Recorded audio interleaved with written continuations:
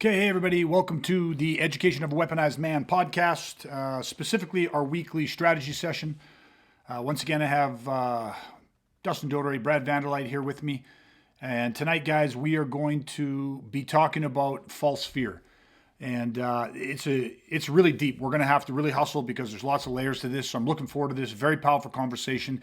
If you're even thinking about leaving, I would recommend you stick around, listen to this from beginning to end, because this is one of the episodes in particular that we can actually, I would consider this episode far more based on training than just education. So you're going to leave here with some valuable insights that will make you infinitely safer, no question about it. So I'm going to cut to the intro back in 60 seconds, and we're going to dive into false fear.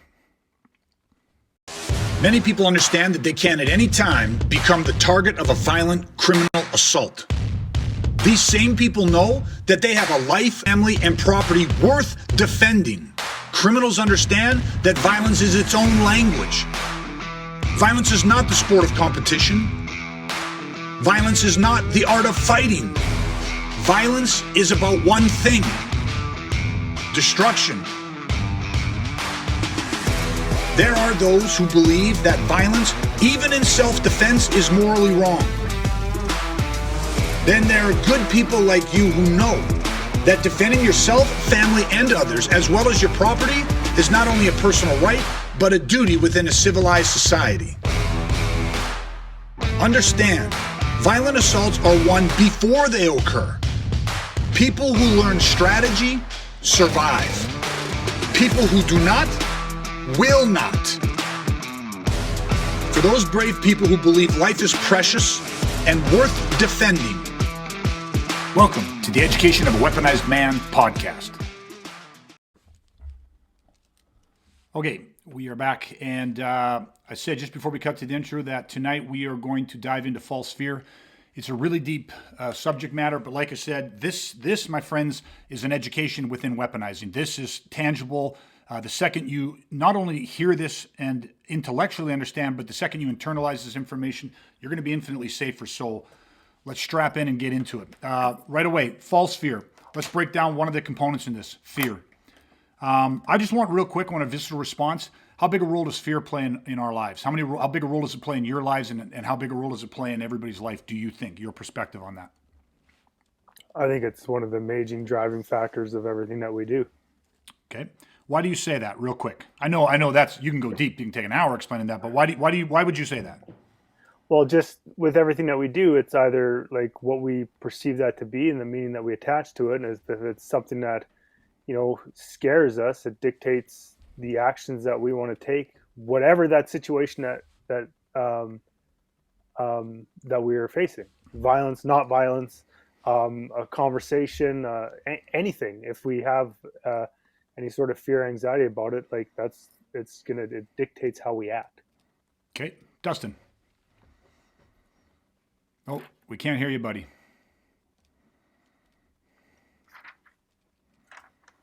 That's one of the most insightful things I've ever heard you say. I could have put it better myself. It sums it all up. I think we can just wrap up. You should have heard him. Still can't hear him. Okay, he's going to work on that. He's going to figure that out. Let me go this way. I'll echo what Brad said and just slightly phrase it in a different way. But fear throttles every single thing that we do in our lives. Right? I believe this too. Fear throttles everything we do in our lives. And I know that's easy to understand. Let's let Dustin back. I know that's easy to intellectually understand that concept. Dustin, can you do a sound check for us? We should be good now. Yeah, we're set. Okay. I just real quickly jumped in on it, but saying that fear throttles everything that we do in our lives. And I said that's easy to intellectually understand, but what I want people to really zero in on, to try to put a really sharp point on this, is that fear is at the root of every decision you make. Whatever direction you take, whatever decision you make, fear throttled that decision. And there's no way around that. There's no arguing that. To me, that is as certain as if you jump off a fucking 1-story balcony or you jump off a 100-story balcony, gravity's going to fucking pull you down. Fear throttles everything we do. Okay, Dustin, why don't you share with us what you were going to share? Yeah, all I was going to say is actually kind of in a way the exact opposite thing to what Brad said. Okay. Because his first thing was fear kind of controls everything we do, or something very similar to that. And right away what hit me is I'm like, yeah, and what we don't do. Yeah, beautiful. Right? Like it's one of the biggest reasons you don't do something is fear. Yeah. And that just fits with exactly what you just said, Greg. It throttles everything we do. Like it's behind every decision. So obviously it's the decision to act or not to act. Yes. So. And that's the point that we want to clarify right now. Okay. Let's get everybody on the same page. Like this is you can't argue this point. Fear throttles everything we do or we don't do. It's a great clarification, right? Because let's break this down. Fear can be very powerful because fear can motivate us to do something or not do something. Let's just give an example, right? Like a building's burning down, like a building's on fire and there's people trapped in there. A firefighter feels fear. Now, they have training, they can focus on other things. They can focus on the procedures of what their job is, what their skill sets are, you know what I mean? And they can, that fear can cause them to run into a fire. But understand that like the fear of the fire is, most people go, man, I don't want to run into a fire, even with the right gear. I don't want to die of smoke inhalation. I don't want to burn to death, all this stuff, right? Understand that there's individuals out there that are motivated. They go, listen, if I don't run into that building, and a child loses his life, the fear of that, of having to live with that hesitation, that decision not to act, that decision not even to try, you get what I mean? That fear motivates them to run into the fire. Sometimes it motivates people that don't even have any protective gear on to run into the fire. So it's an example where fear can motivate us to do things that most of us would look at and go, how would somebody get themselves to do that? Like, I'd be terrified to do that. But the fear is motivating them to do something because we have to identify what the fear is. And the fear could be living with regret. The fear could be failing to protect others or letting somebody else down or not acting in accordance with your conscience. So, Dustin, your point of saying, like, viscerally, I think people go, fear stops. Fear stops me from making the decision to quit my job, move halfway across the country or the world, and take a new job in a new industry where I don't know anybody, right? They never do that. They stay at the job they hate. So fear stops people. Most of us have experienced this. Most of us, I think, when you say fear, that's what they think. Fear stops. But they don't understand that the other side is that fear also motivates. Fear also can be a driver. Now, sometimes having fear and it stopping us from doing certain things keeps us safe, right? You're at the edge of a cliff and the rocks are loose or old and you're uncertain what the footing would be. And your fear of falling off the edge keeps you back. Well, that can be a really good thing. It stopped you in a very positive way, helped you stay safe. And at the same time, of course, fear stopping you from exploring new opportunities or chasing what your dreams are or whatever, of course, then that can be a negative thing. And of course, vice versa, that fear can motivate us to take an action, and that can either be a positive or negative. So the whole idea that what we're trying, that we're setting up for the subject that we're going to do a deep dive on, and we specifically labeled this false fear, because again, we're defining one type of fear. Matter of fact, in our training, we'll talk about 6 different types of fear. We're not going to get into them all tonight, but you can have realistic fear and an unrealistic fear. And we're just going to talk about kind of the framework of these two. Right? Realistic fear makes sense that it's again, there's a danger there. There's risk, like high risk, where it might not work out for you, might not be good for you, whatever. And so you can look at the realistic fear and then you can make an educated decision based off that. Unrealistic fear is you're not seeing the facts of the situation. Your brain, which we are so good at doing, creates a false narrative. Right? Matter of fact, there's an acronym, right? False evidence that appears real. Okay, so fear, false evidence appearing real, or false expectations that appear real. Either of those acronyms kind of work to talk about the unrealistic fear. Okay, so if we just start off there saying fear throttles every decision that we make in our lives, and yet most people are unaware of it, okay, we have to peel that layer back, control follows awareness. Then the next step is let's talk about why this is such a powerful conversation, and let's talk about motivation. Think, well, why are you talking about motivation when you say you're going to talk about fear? Because motivation is something that most people struggle with in their lives. We've all done it. We've all have times where we've had tremendous motivation, and we've had times where we've struggled with motivation. But if you understand motivation, 80% of motivation is built off expectation. And right there, we are driven by our expectations. So when we're thinking about making a decision, if we're going to talk about fear, and fear motivates every decision at the root of it, What gets in the way? What is going to determine whether or not you're seeing something realistically, saying, yeah, there's danger, there's risk in this, but let's see it for what it is. Because at least if I'm seeing it for what it is, if I get real with myself, yeah, there's realistic fear, but I can fucking better manage that shit. I can better make an informed decision. Okay? But then the other side of it is the false expectations, the false fear. Right? Because shit appears real when it's not real. Well, that's going to impact our decision. So right off the bat, the realistic fear, the unrealistic fear, what are you going to do? Fear's throttling everything. Well, how motivated are you? And you say, well, it's funny because I'm really not, I really want this and think this would be good for me, but I'm not motivated. I don't seem to take action on it. Well, now we have to be able to identify what is blocking our motivation, and it is your expectation.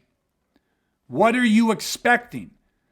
And is your expectation anchored in realistic fear, or is it mired in unrealistic fear? Okay, so just maybe if you guys want, it'll just be more reiterating, I guess, but throw in your opinions of what I've said so far, if anything jumped out and resonated with you off that. Yeah, I'll jump in real quick. It just reminds me of when I was younger, and just like a kind of a quick example on, the expectations. Because for me, I lived in a small town. I didn't get my driver's license until I was like 19 years old. And I know this is just like a minor thing, but like we say, fear throttles everything. And it's like, I could remember when I eventually did get my driver's license, it was immediately tied, like when I first started driving on my own, my expectations for how, like, I was very nervous to drive. I had, a perceived realistic fear because I didn't have the experience, I didn't have the confidence, I didn't have that sort of thing when I was younger because I never drove. I rode my bike. Do you know what I mean? Yeah. So, like when I think going back, it's like I didn't have a very high expectation because I didn't have a lot of foundation or experience to be like, oh yeah, no, like my expectation is high. I've done this hundreds of thousands of times, So it's just something very simple, but it's like I didn't have that expectation because I just didn't have the experience with it. So again, just a quick story about why I think that my motivation was linked to my expectation because I didn't have that confidence, that experience to even get my driver's license at a young age. Right? Sure. So. Perfect. Dustin, do you have anything off that? Yeah, you know what? I'll share a story too. One from training, actually. A long time ago, we were doing some training, and it was the one scenario, Greg, and I think Brad was there too, I assume, where we showed up at night in the training center, and there was just a stool with a cell phone on it, and like 2 instructions written on the whiteboard. You were nowhere to be found. And we were kind of like, what? Like, what's going on? And this whiteboard basically just said, like, grab this phone, go to this address. And of course, context, this is like 17 years ago, so we didn't have cell phones. We only had the one cell phone you left for us. And so we're all just sort of looking at each other like, what is this? And so there was some realistic fear, there was some unrealistic fear. And the point of this story is like, we had to decide, okay, well, how are we getting there? There's say 5, 6 of us, I don't remember. I was like, well, like, we got to drive. And it was like, who's driving? And so what was interesting is me right away, it was like, you're talking about, well, what's your expectation? Well, my expectation was, okay, this address is like inner city Edmonton, not the best neighborhood. I have no idea what we're going to do, what's going to happen. So I'm like, if things go bad, I'll bolt. Like, I'm going to get out of there. The last thing I want is to be tied down to a car that I now have to go get or get back to. So my expectation was things could go bad and I might need to get out of there. And so my motivation was like, I'm not driving. And then what was interesting is there was another guy with us from Calgary, and he was kind of the exact opposite. He's like, I don't know where we're going. I don't know Edmonton that well, so I want my car. He's like, that was kind of his safety net, was like, I want to know I have a car to get to so I can drive back to, the training center or to wherever I need to go. So different expectations and different motivations because of it, right? So complete opposite response because of just what our expectations were of what might happen, how it might go down, and what we might need to do, right? So 100%. What we perceived the value in a vehicle was. Yeah. Well, look, and Ryan, of course, talking on about that night too, and then Sherwin, our assistant coach, then saying, "I don't care if I lose a tooth or die tonight." Or he was going through it with you guys, I'm sure. So he was committed to the process. He also had an expectation. He goes, this might be the end, but I'm okay with that." Okay, I think part of the setup too was that part of the instructions was to follow instructions, because if you don't, someone could get hurt. Yeah, 100%. We used to push the boundaries on our training experiences back in the day. Sign this waiver. Yeah, sign this waiver. Yeah. Okay, so 100% true. Right now, we've got some real world examples of, if we're going to understand false fear, then we got to understand, control follows awareness, and we are at the expectation side of it. And again, great examples, because real world stories is in the beginning of something, you don't know the future, you don't know what's going to happen. There's all these unknown variables, and so, but this is the thing. The mind creates expectation. The mind creates expectation based off previous experience. It's going to always look for a reference point. Matter of fact, the next thing I want people to figure out is this, right? And it's hard to throw graphics up when there's three of us, because the graphics have to cover somebody's face and stuff like that. So normally there's a great graphic for this that goes along with it. And if you're listening to the podcast, you're not going to see the graphic anyhow. But I just want you to have a mental framework for this. So you have motivation on the left, and then to the right of that, you have the expectation. And now to the right of that, you're going to have visualization. Okay, and visualization, I want you to understand, of course, what it sounds like. What do we visualize? Understand that the human brain thinks in terms of images. Everything that is said, everything that we hear is an image inside of our mind, whether you're aware of it first. It is an image before it is the letters that make up the word. So if I say cat, dog, refrigerator, car, lion, whatever it is, everybody just had an image of all of those things pop into the theater of their mind, whether they're aware of it or not. That is, the word I like even better than visualization is I want you to understand that it's symbolism. We think in terms of symbols, because remember, we're emotional creatures, and as emotional creatures, we create symbols in our head. So let's just go back to the story. You think about driving, and you can be 19, you can be 16, you can be 20, and you start thinking about driving a car. There is a symbol that you equate to driving a car. Right now, imagine some guy at 14 years old, he's maybe in the car with his parents and he's in a car accident, or he witnesses a car accident, or he just sees a traumatic car accident on TV. For some reason, this is at that moment in their life when this person is thinking about driving, or thinking or becomes aware that someday I'll get to drive, and all of a sudden there's this negative experience, and that's what gets anchored. That becomes the symbol. So anytime that person from that point forward thinks about driving, what's the symbol that pops up, even if it's quietly popping up into the theater of your mind, where you have no conscious awareness that this neuro-associated symbol was anchored into the emotional states when you think about driving? What happens? What do you think happens to that? Well, that symbol is there, and from that symbol, we attach an expectation. And from that expectation, it's going to impact our motivation. So do we think that somebody that has anchored a symbol of how dangerous a car is for whatever reason, and every time they think about driving, that emotional symbolism occurs in their body, changes their physiological state, and by the time it gets to a conscious thought, the expectation is what? Fuck, they're dangerous. Driving's dangerous, man. People die. If you make one mistake, you could kill yourself. You could kill somebody else. All of this is happening so fast, and it's a conditioned response, that what do you think their motivation is to go get a driver's license? Now, let's just go to Brad's symbol or story for a second. You didn't have a negative, you didn't have like cars are dangerous, you could die, don't fuck up, make a mistake. But your symbol, and it might be hard to remember, but if you go back, the symbol was probably connected to just an uncertainty, an unknown, but there was still a symbol. Driving is hard wide. Oh, I have no experience. So your brain would have created a symbol for what was attached to like the not knowing. It could have, anything, it could have linked to that. So again, where's the motivation? And of course we go to Dustin's, and on that day you have however many people show up at this course, there's this set of instructions, and instantaneously everybody goes into the future and creates a different outcome. And that changes everything. But there was a symbol. I mean, I don't care if I lose a tooth or die tonight. It's all the same to me. Think about the symbolism that was in there. You know what I mean? Like, think, I want my car, I don't want my car. There's a symbol attached to that. And that creates the expectation, and that impacts the motivation. So go ahead.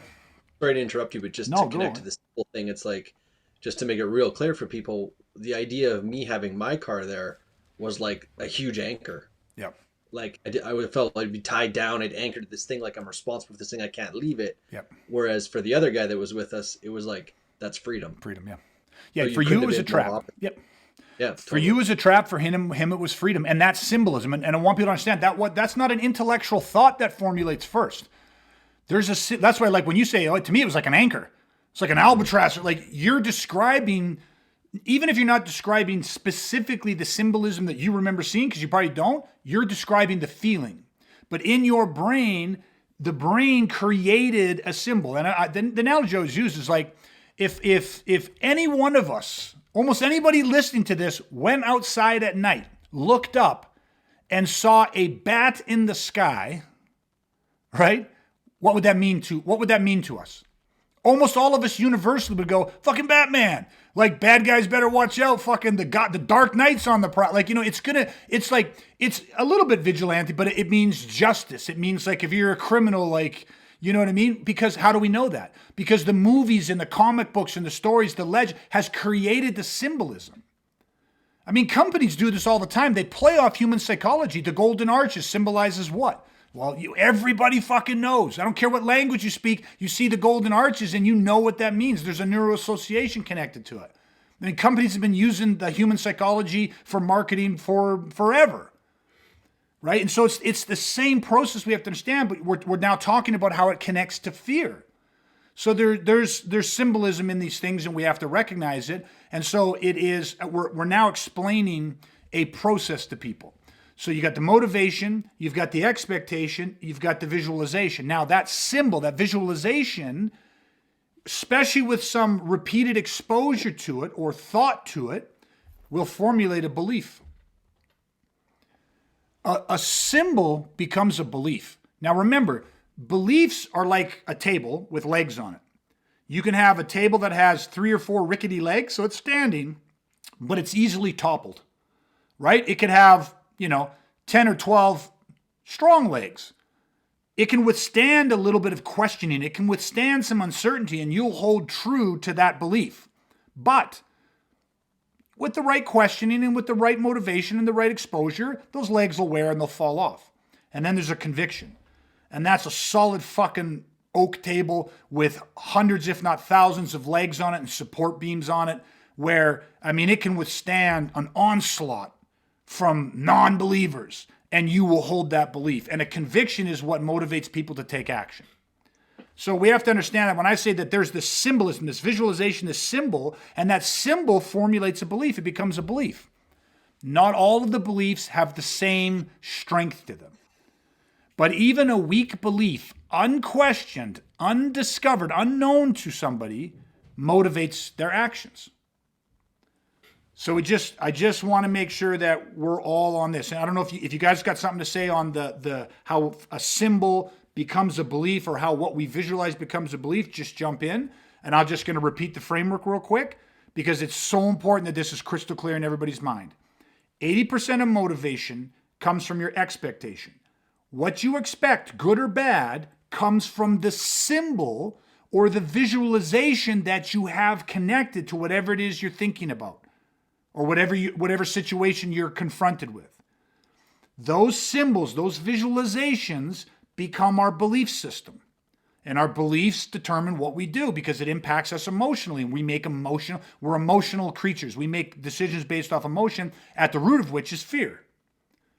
Okay, so we just got to make sure that we have this process set up. Okay, now, from the visualization to the beliefs, underneath the beliefs is where we talk about the fear or the fear management system. And this is where everybody can be different. This is what is going to be a core of our conversation tonight.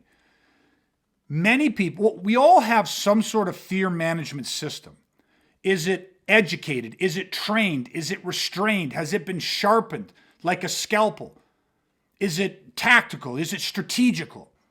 Right? Or does our fear management system that has been developed just kind of happen through coping mechanisms of how you get through life. Because let's just set a real clear example. Struggle finds us all. Life is a fucking fight.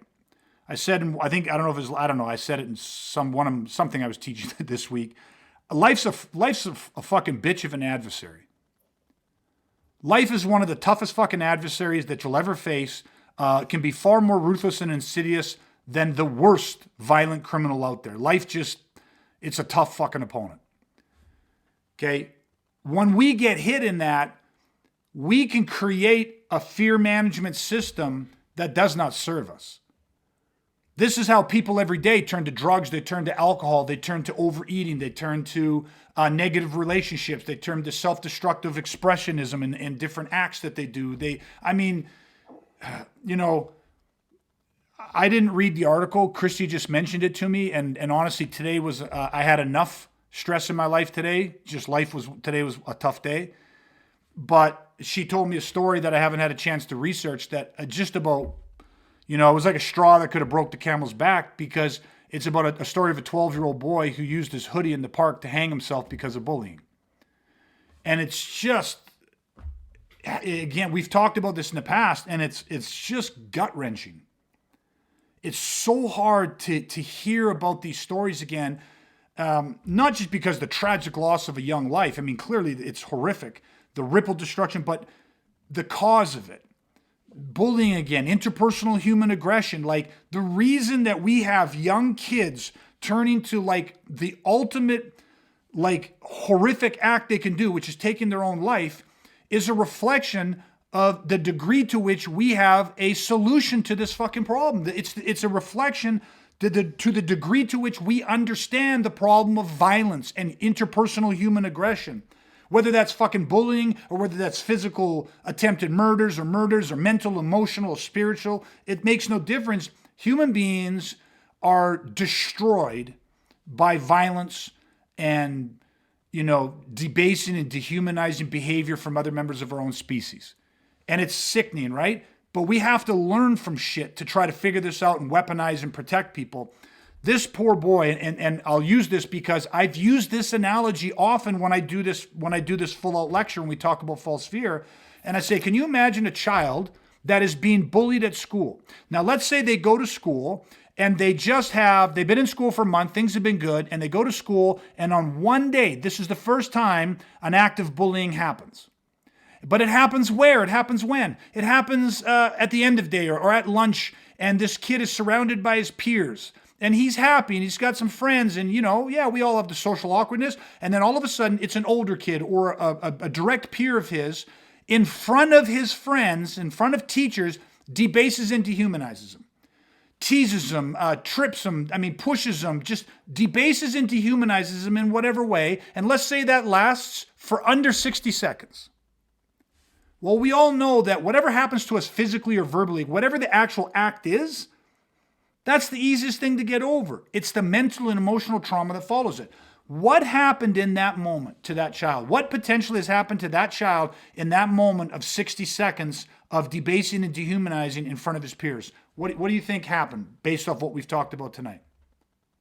I think the first thing that he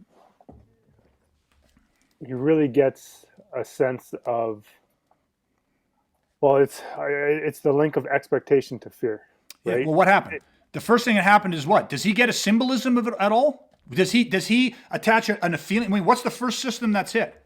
Emotional system. The emotional system's hit first. What happens when you touch a white hot stove? Or red hot stove? What happens when you touch the stove? Pull your hand back. You fucking figure it out real fucking quick. You get burnt. Now you're gonna have a symbol of that fucking stove. You're gonna have an emotional, anchor point to that experience. That there's gonna be a symbol to that. And it ain't going to be the wonderful, a stove. To me, I always think of freshly baked bread. Do you get what I mean? That symbol's going to change. And it's going to change his motivation. Of course, but what's the symbol that happens? What's the symbol that happens? Potentially. We don't know for sure, but what's the symbol that can happen to a kid? Think about it this way, like this kid bullies you, whether he's your age, whether he's bigger, whether he's smaller, whether he's an older grade, makes no difference. But all of a sudden, you're going to attach a symbol to the fact that you're probably fucking different. Like, why me? Why does a member of my own species pick on me out of everybody else? It's fucking personal. So the symbolism is going to have to manifest in some way, shape, or form that is connected to the fact that you're fucking less than, okay, that you're an outcast, that you're different. There's going to be a symbol to that, meaning what? He's going to see himself as different. He's going to identify some part of him as being less than. It might be that this kid tripped him and pushed him down, even though they're the same height, but he goes, well, he's stronger than me because he tripped me and pushed me down. I fell. I couldn't, like, he didn't push me and fall back off me. Like, do you get what I mean? Like, there's going to be a fast, hard, quick neuroassociation that's going to happen. That symbol's going to happen. And it's so important that we understand that happens first. Then what happens because see how powerful it is, how different it is right now? What happens if that symbol of being less than or being different or being weaker, whatever it might be, what happens the second that symbol, remember, got touched by the hot stove? This isn't theory. A member of his own species appear, debased and dehumanized him in front of people that, his peer group. Instantaneous is a symbol. He probably doesn't even know what the symbol is that got created, but it got created. To whatever degree, I don't know. Then what happens to the expectation? It's going to start to affect his motivation, like Brad said. But you see where the expectation can't get set until what has been set? His belief. Expectation does not get set until the symbol is formalized. It can't. Yeah. And I need people to understand that, because one of the quickest ways to get through shit is attack the symbol. People are always trying to change their motivation. They're trying to use willpower. You know what I mean? But you can't attack it from the outside in, because that's why people fail. That's why people fail at diets. That's why people fail to commit to fitness programs, or commit to weaponization programs, or commit to learning self-defense, or commit to earning more money, or commit to having a stronger marriage, or being a better father, because they start at motivation, and you can't change fucking motivation if you don't understand the neurocircuitry. It has to be the symbol. You have to work to identify the symbol that you're operating off, because that sets the expectation. What happens? What if he got bullied? This kid, the story we're talking about, gets bullied, and the symbol is what? The symbol is like, ooh, that guy doesn't like me. That guy tried to make fun of me. Like, there's a symbol there of like, I'm not going to take that, or what would the symbol look like if somebody tried to debase or fuck with them, but the symbolism popped up that, like, I don't stand for that. Like, popped up where it's like, that's it. That's what you have. Like, saw a different strength. Like, this person's going to try to do this. But a symbol that connected more with strength or independence or something symbolized with that popped up. What's going to happen to the expectation? Now, add 6 more months of bullying, a year of bullying. Have the bullying happen round the clock through social media, through text messaging, attacking me at home and at school. And do you see how somebody who gets bullied once or twice, that has that more resilient symbolism, and so their expectations stay stronger, their motivation stays stronger, doesn't seem to bother him? Do you see how that could erode over time? Because the symbolism could change. Because whatever is impressed enough will saturate until eventually it gets expressed. Simple saturation. Someone starts telling you every day you're stupid. At the beginning, you start saying, stupid. I'm not fucking stupid. You're fucking stupid. 6 weeks later, I'm not fucking stupid. You're stupid. 6 months later, 6 years later. At what point does doubt seep in if you don't have countermeasures, if you don't understand what's happening? Symbols can be eroded over time and changed. So positive symbols can be eroded over time and changed. And so can negative symbols. And as a matter of fact, I want you to understand a sliding scale. If I have a symbolism where I have no fear of the stove, and then all of a sudden someone grabs my hand, or I put my hand on that stove and get burnt, my symbol can change fucking quick. You know what I mean? I have no fear of heights. One fall that fucks me up and I'm lucky enough to survive can change my symbol, or it cannot. Depends how many legs are on the table. Depends on the meaning I attach to the fall. I go, yeah, I fell. It fell because I got sloppy. I fell because I made a mistake. So that's what happens. I could still go back up, work up 500 feet and never have a harness and not be scared. Because what's the meaning? What's the symbol? I know I'm hammering on this, but this is what'll save someone's life. as a parent, this is what'll save your kid's life. Because parents wake kids up every day that are being bullied and try to motivate them to go to school. They try to motivate them with, visions of the future that the kid can't see. School is nothing. Like you won't even remember these people. It's all gonna be over at some point. Who cares what these people say, because they don't know what to do.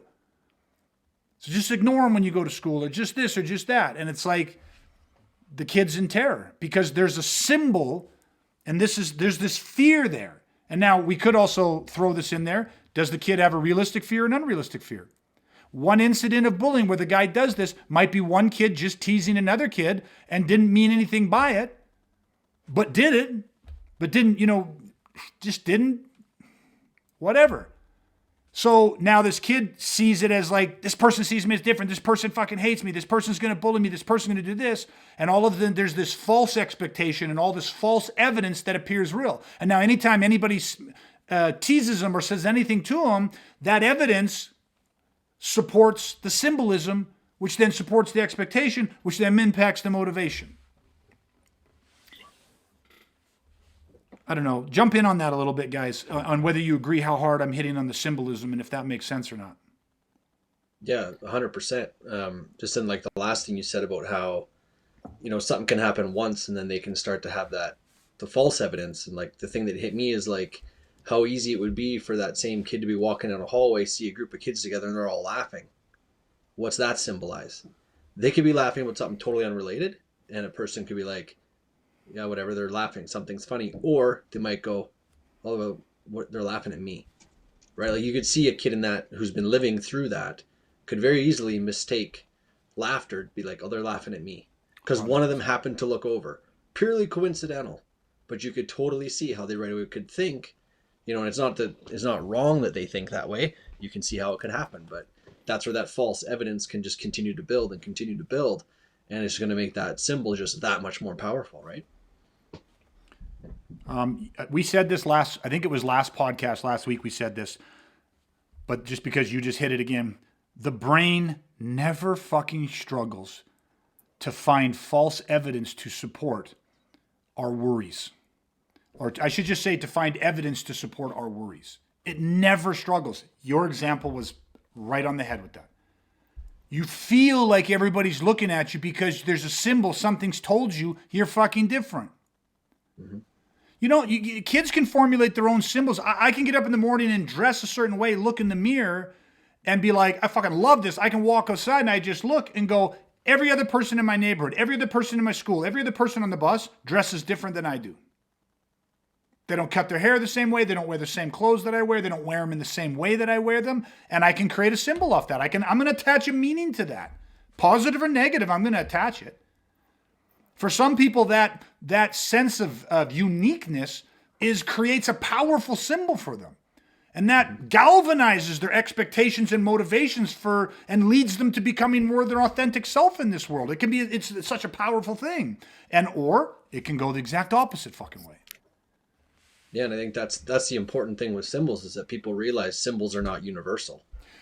Like you just hit on. Like beautiful. The exact same symbol can mean the complete opposite 180-degree difference to two different people, right? So 100%. Go, Brad. The one connection that I'm kind of just want to draw real quick is that, why I believe that you hammer so hard on the symbols is because they're directly attached to our identity. Most of the times, I believe, like especially with what we're talking about, but it's like what we attach to them. A lot of that root is how we see ourselves. 100%. Oh, 100%. You're tying it directly into the identity, the self-image. Yeah. And you cannot outrun or outperform who you truly believe yourself to be. And who you believe yourself to be does not have to be grounded in reality. The rest of the world, everyone else that sees, knows, and experiences and interacts with you can see you differently. And yet none of that fucking matters because it's all about how we see ourselves. You just said something that made me think about many times this has happened, that we've run scenarios and we've AAR'd it up afterwards.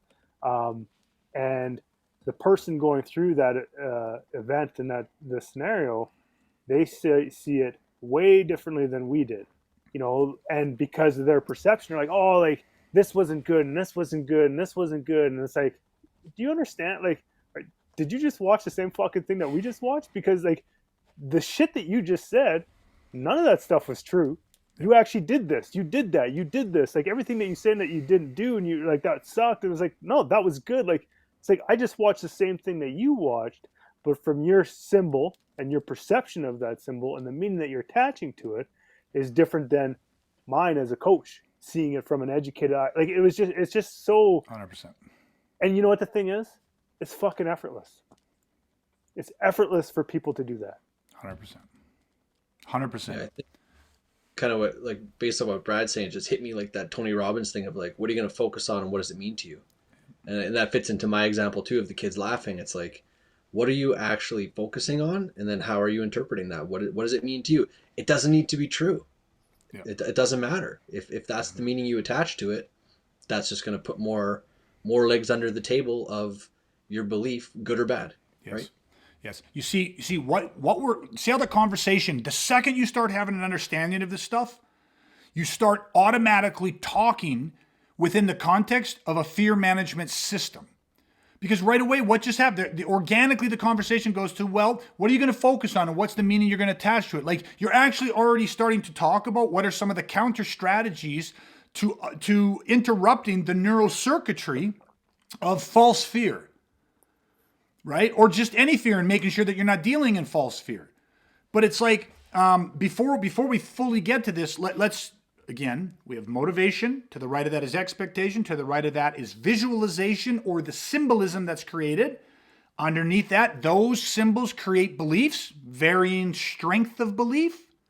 And then under that is the fear management system to which most of us are walking around unweaponized, meaning that kids laughing at us, we turn that into what? A false expectation. We document and note that as false evidence.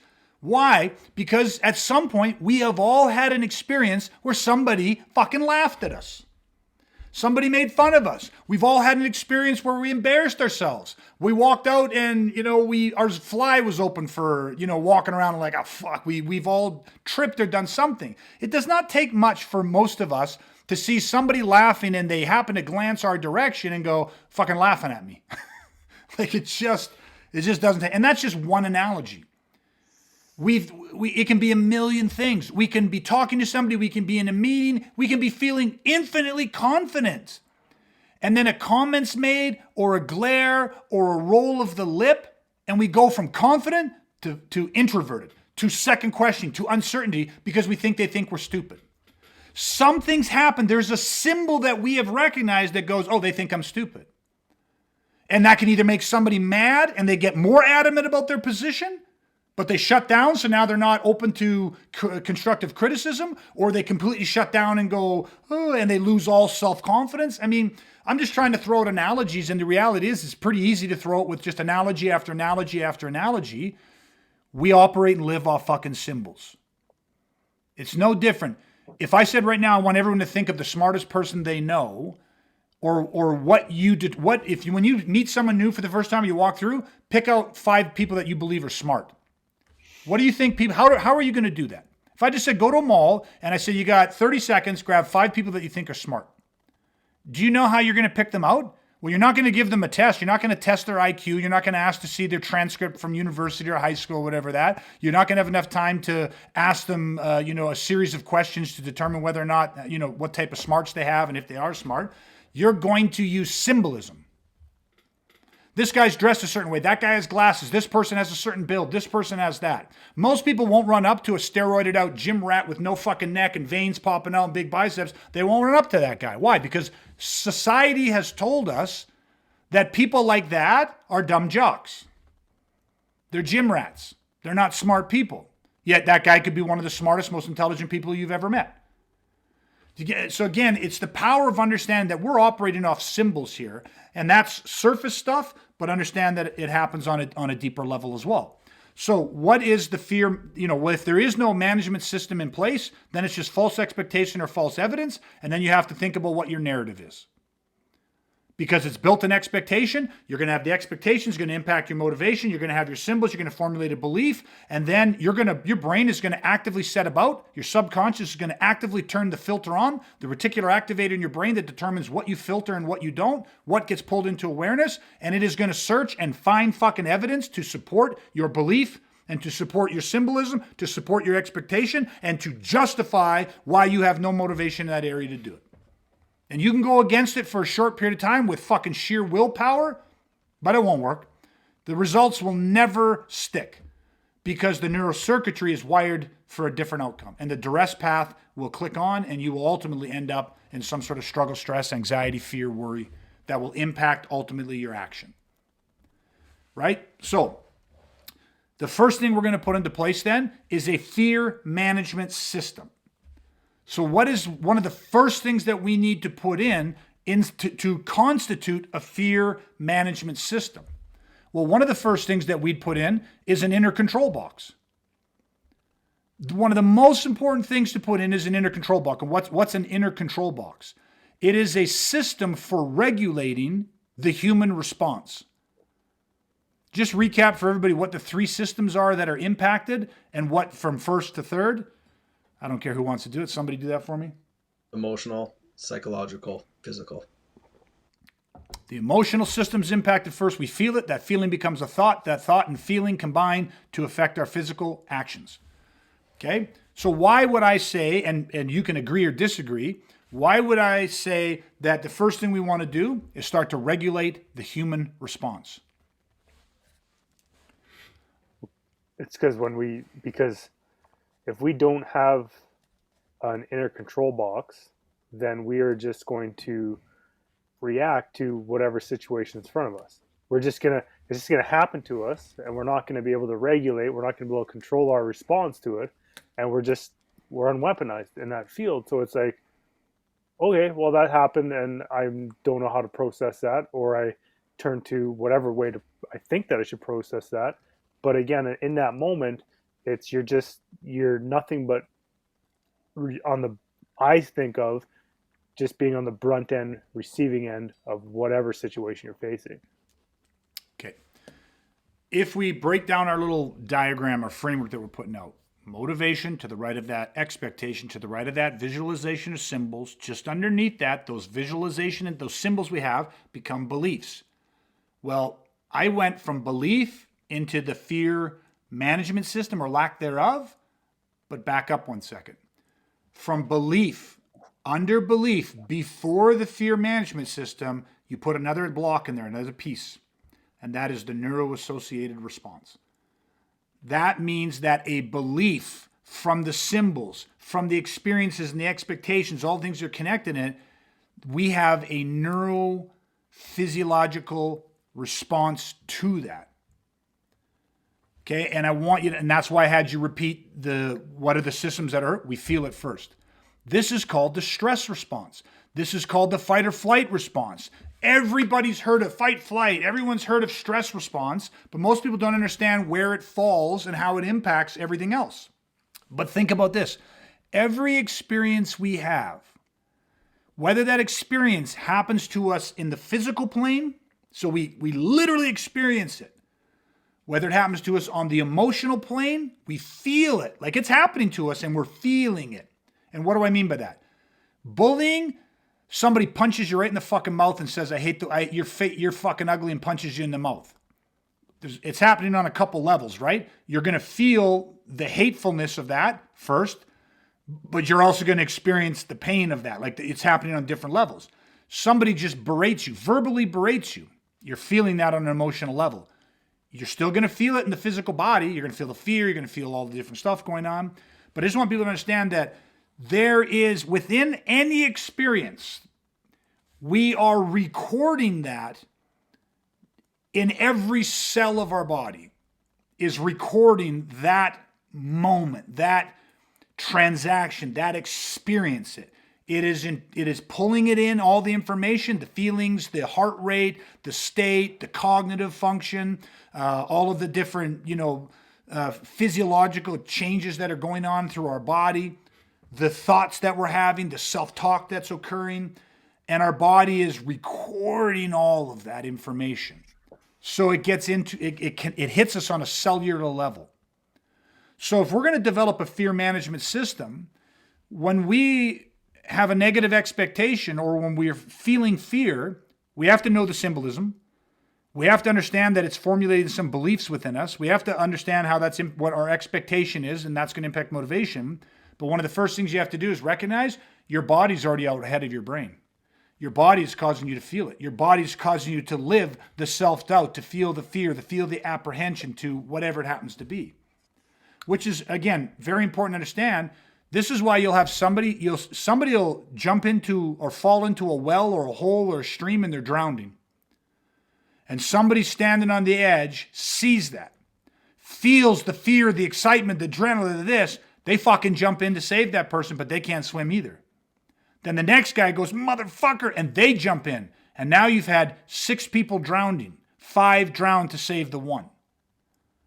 Fear can motivate you to do things that will kill you.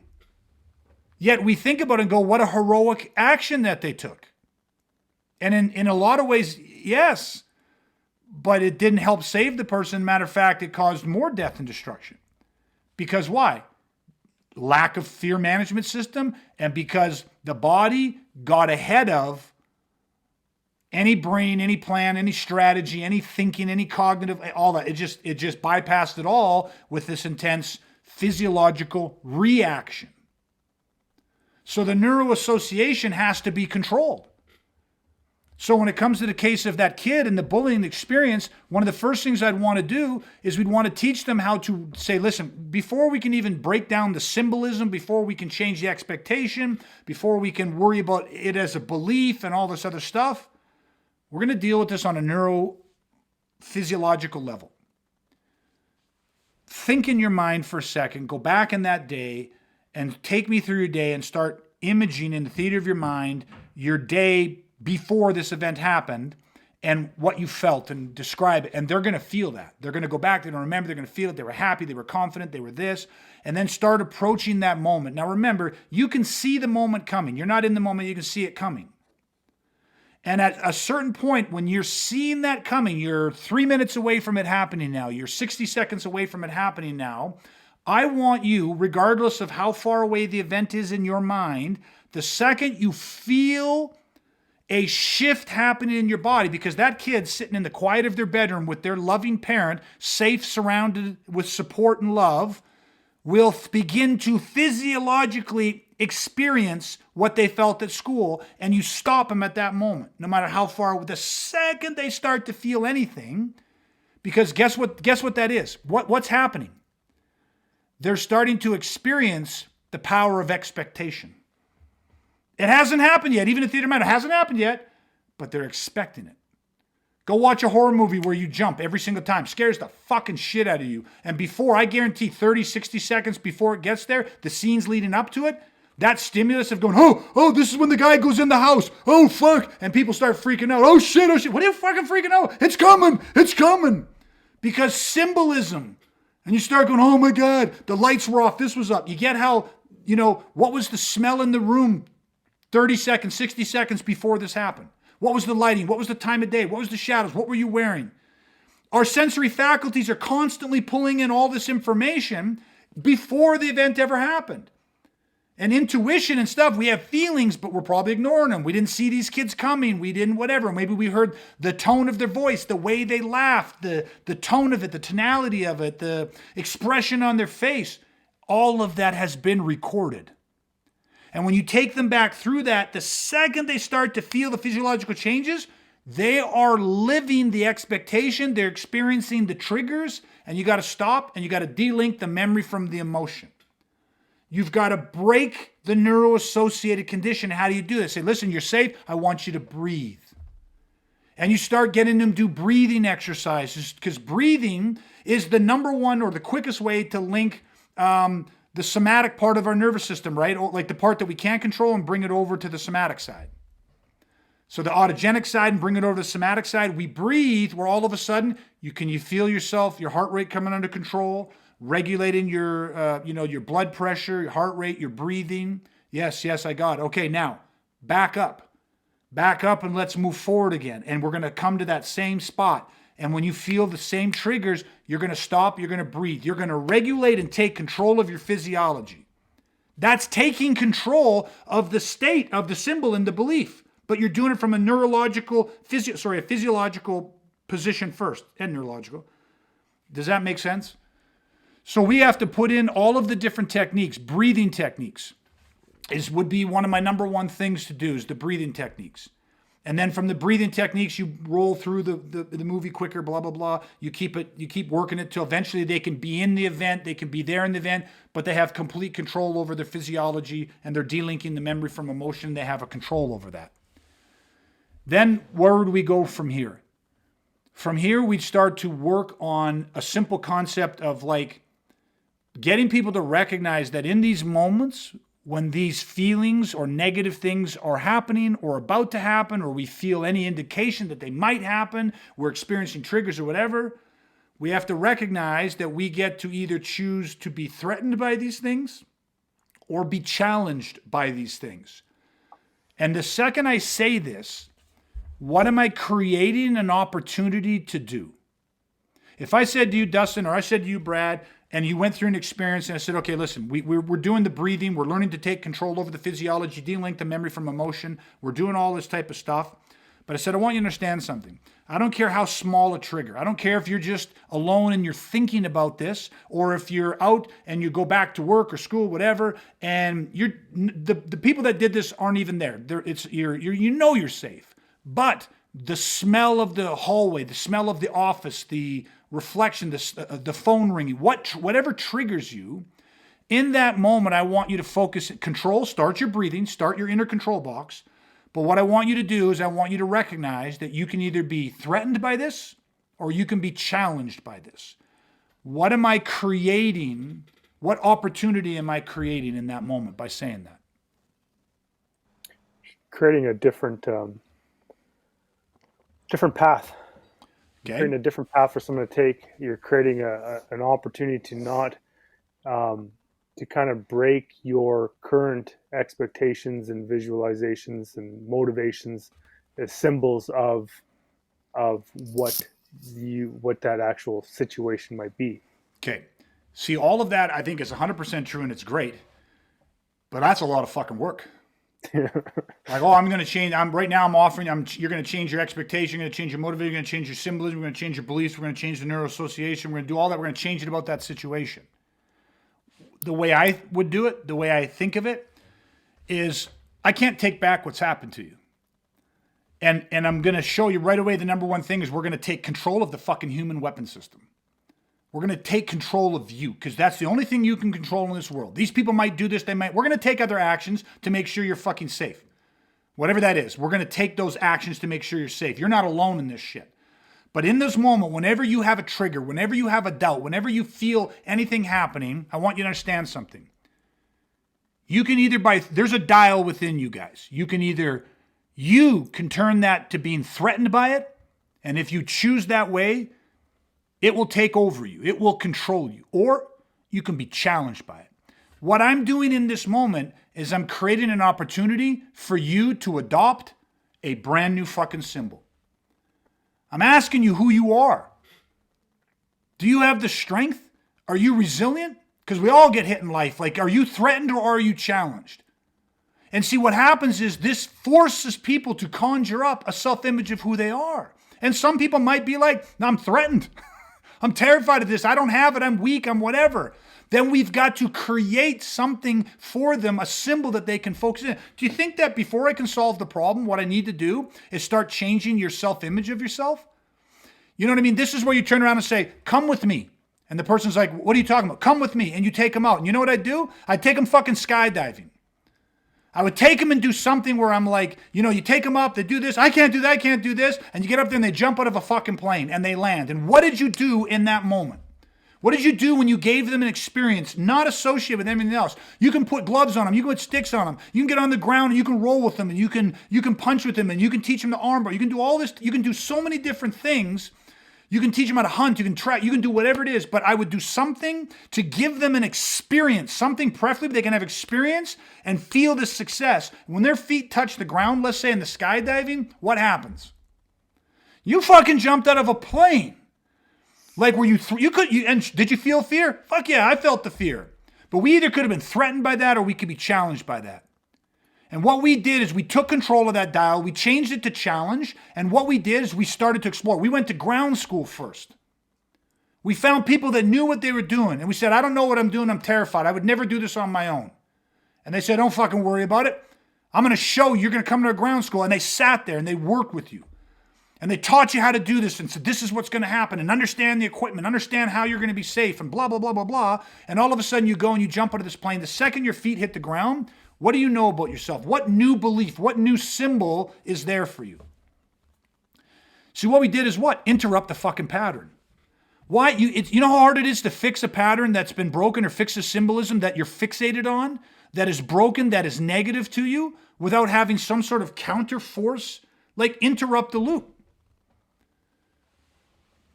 And then again, we're just giving examples, but I said that when I talk about this today, I want people to understand that, like, what are the things that you can do instantaneously to start changing how fear throttles your life? Because it throttles every aspect of our life. And in some areas of our lives, we are focused on realistic fear, and we set to it, and we take risk, and we step into this. And even if it fails and it hurts us or comes back to bite us a bit, we're fucking okay. How is that possible? Then there's other areas of our life where we're a complete fucking mess. False fear and false evidence, and our brain is looking for it, finding it. We're stuck in a duress path. We are constantly threatened by it, and we don't even know the switch is getting automatically triggered. It's like a relay sensor. You know, you got your light shorts out and blows the breaker. And then you're sitting in your house going, why the fuck does that light keep shorting out? Like, is it the bulb? It's not the bulb. Like, somewhere in the wiring, there's a short. And what do you have to do? You got to follow it backwards. Is it the symbol? Is it the belief? Is it like, I'm trying to change this, I'm aware of this belief, this limiting belief, and I'm working on changing it and destabilizing it and questioning it and all these things? But what it might be is that you have powerful neuroassociations. It's literally, you got trauma trapped in your DNA. So intellectually, you're fighting it. Intellectually, you're doing the right work, but you got a physiological, like, it's literally trauma is trapped. And you got to do some sort of work and therapy to release the trauma from your physiology. Which, of course, there is a process and methodology for doing exactly that. Which can include breathing and meditation and mantras and I am statements and all kinds of powerful, that's our inner control box. We have tools. We have the very best tools that work in the most expedient manner to get the quickest result with the least amount of effort in, that affect the biggest change in our lives. And yet most people do not have that box, that inner control box. So that to me is like, are you challenged or are you threatened? I use this with my kids all the fucking time. I use this with my kids I was talking to them about this shit before they could even respond back to me. But it is a natural language inside of our house to turn around and say, or are you challenged or threatened by this? This is the struggle. And it's okay to feel afraid. It's okay to feel these things and have these things and all this stuff. Yes, all that. You're going to feel this. You're going to experience this. You're going to have these expectations and stuff. But at the end of the day, you decide whether you're challenged or whether you're threatened. And we've built it in that LaBeouf's, we always turn the dial to challenged. Sometimes it gets flipped. We all go duress path. We all go to duress path. Man, I'm not even embarrassed to say I've been trapped in a duress path for weeks, months, and even years in certain aspects of my life. And I know this stuff. Knowing it's not enough, doing it is the fucking work. But I'll tell you what, when you have this written out, when you can post this up on your wall, when you have a map of the circuitry, it is a lot easier to trace the wiring backwards and find the fault that's tripping the breaker. And at the end of the day, it's why I don't fall into a depression. It's why I don't get overwhelmed and stay depressed or angry or mad or frustrated or humiliated or whatever it is. Because at a certain point, it can only live so long before I take control of the dial and go and turn it to being challenged. Because that's a bigger part of my self-image of who I am as a person. And we build this into every single protector, every single person that trains with us. They cannot train with us. They cannot be here and in our tribe and not see themselves as the type of person that is challenged by shit and yet has no guilt about recognizing and admitting when we got flipped to duress, no matter how long it's been there or how powerful that is on us. Because we share that. We openly talk about our fears and our failures, and we have a tribe of people that look at it and can help us turn it to being challenged and remind us. You know, I remember my mentors telling me, and at the time when they first said it, I always cringed a little bit when they said it. But they always used to say, you know, one of the things you need to work on the most is you got to start getting off on how badass a motherfucker you are. And they weren't talking about how tough I was. That's 10% of it. They're talking about understanding, like, again, this is the thing when you look at your kids. How many parents have told their kids, you understand how badass you are? Like, you understand how badass you are, man. When shit doesn't go right, like you step into it as a challenge. Yeah, sometimes your expectations aren't always the strongest or most positive. And you know, you're working to figure out the symbols and the beliefs and shit, but you always flip it to the fact that you're challenged and you know you'll persevere. Imagine if we were all raised with that one core belief to just know how fucking goddamn resilient we are. Human beings are resilient. We all have seen movies where other people's challenges in their life are hard to believe it's real. Like people that have suffered, struggled, lost, like on levels that are almost unfathomable to me, at least. And you know what's funny in those movies? We feel the empathy, we feel the sadness, we feel deep, deep, deep gratitude that our life has not been faced with those challenges. But one thing that we seldom identify with in those movies is that the people that are not only going through them and surviving this shit, but are thriving, we fail to recognize that they are of the same species. They're human. And what one man has done, another can do. What one woman has done, another can do. Like, we are resilient. I can hear my mic popping and cracking a bit. I'm going to change it out. I don't know if you guys got something to throw in with that. It's a dissertation tonight. I apologize. I'm going to reset my mic. I thought that was really good. It's one of those things where it is hard to follow up because I think Greg was talking about just how important but how effective that whole, you know, from what he was just talking about. I'll give one example. Today I walked in on a conversation between two other people, and all I caught was the one person saying or referring to, obviously at some point in time, they had lost a child. And I didn't know this about the person, and it kind of hit me. I have no idea what happened. I don't know what the context of the story was or the situation, but it just kind of hit me. And like literally the first thing I thought, because I've known this person for a while, and I thought, man, I'm like, every time I see this person, they're like super happy. Like I really enjoy being around them. And I had no idea that they had lost a child at some point. I don't know how long ago. I don't know how old the child was. But to just right away think like, wow, like, look what this person clearly has overcome. Not that it doesn't hurt anymore and all that stuff, but yet still obviously living like a very fulfilled life, happy. And right away, like I just thought to myself, I'm like, man, I would like to get to know this person better because I want to know, like, how did you do it? Because man, what's worse than that? Yeah. You know what I mean? And yet you did it. So it was a perfect example. It's crazy that it happened today. And then just with what you were talking about, Greg, but yeah, it's like, it's amazing just how resilient people are. And so when you stop and kind of be like, acknowledge, it's like, holy shit, we are capable of so much more than we give ourselves credit for. Oh, 100%.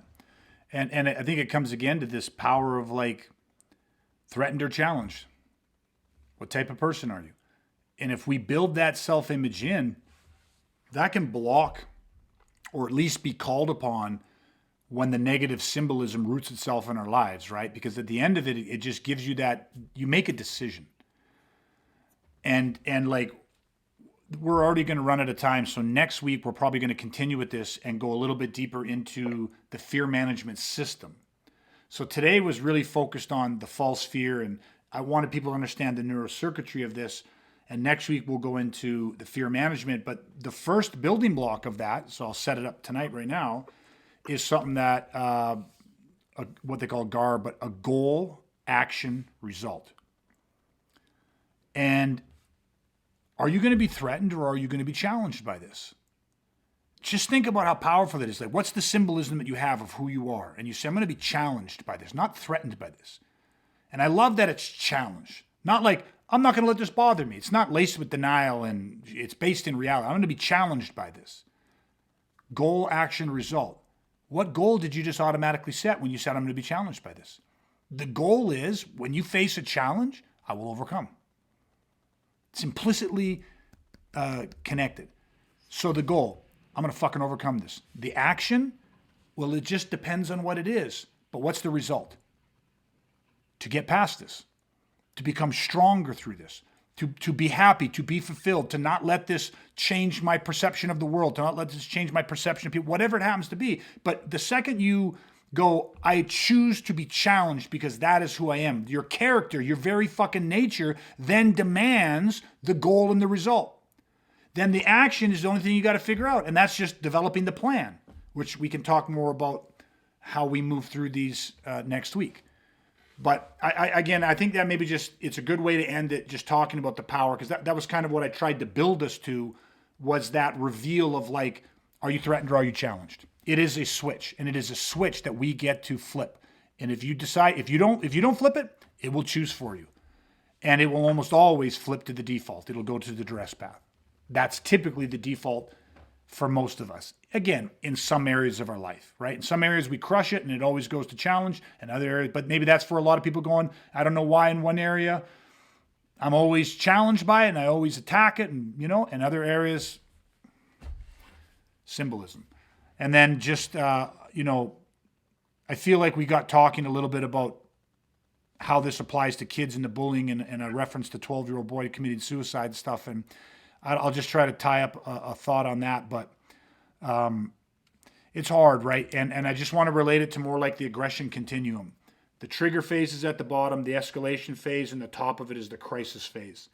And this poor kid obviously had, I don't know the length of time he was, I don't know any of the circumstances, but the earlier that we can intervene in situations as parents, as teachers, as friends, as whoever, the earlier we can recognize the expectation, the neuroassociations, the symbol, like the negative duress path in people, the earlier we can recognize it, the easier it is to implement the flow path, like to break the symbolism, to get them to switch the dial to being challenged, to inoculate them, to build up a resistance and an immunity to it.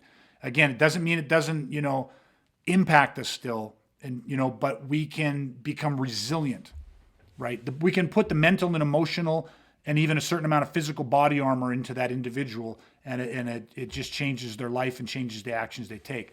So again, it's tragic. It's us as a society failing individuals, and especially kids. It's horrible, but most people just don't understand. They don't have the tools. They don't have the concept. And interpersonal human aggression is the number one universal human phobia.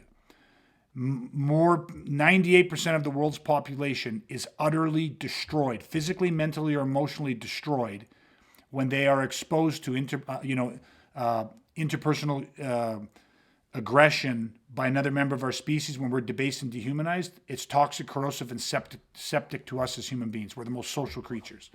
And so my heart goes out to this poor kid and anybody and all the kids and parents and adults. Bullying, violence, aggression, it affects us all. I don't care how old you are, how young you are. Story after story of adults, full-grown adults with professional careers, earning good money, with loving families, who have committed suicide or been turned to drug or whatever because of interpersonal aggression, because of bullying, violence, and aggression. It affects us all. It's a fucking disease. But the solutions are there. This is why we're so motivated to share these insights, to weaponize. This is not about fighting. This is not about competing.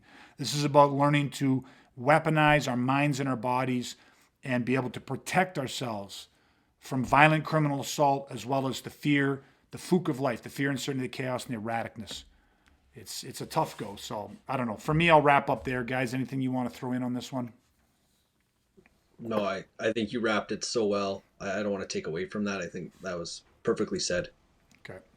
That's how I was feeling. Okay. As well. I will apologize to you both, Dustin and Brad, for ranting on more tonight, and you guys sitting there listening to me, because I know you've heard it a million times, and I know you know it as well as I do. Still learning.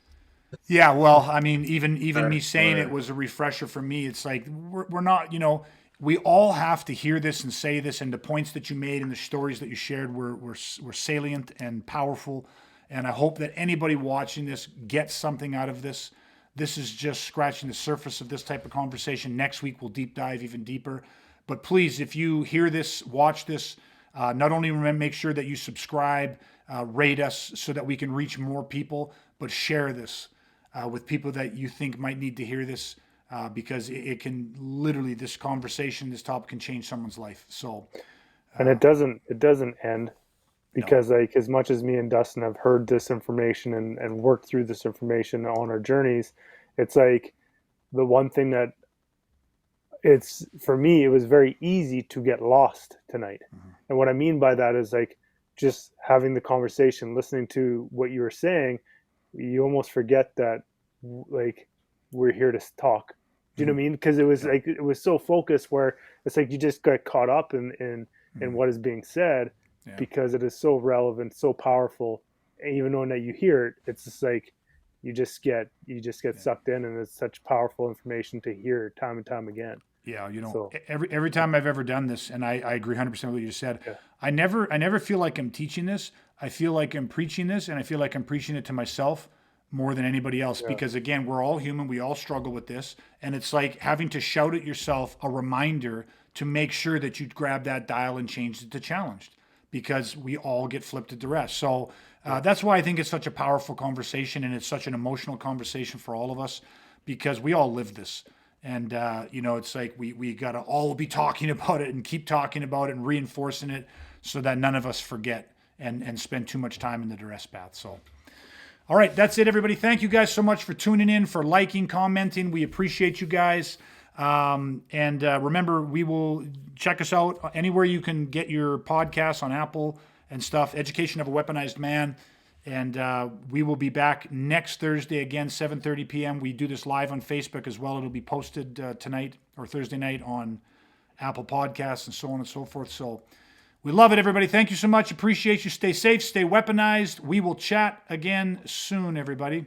If I can, my mouse just died. I don't even think I can end this sucker. We might just have to talk for another 2 hours. All right, here we go. We're out.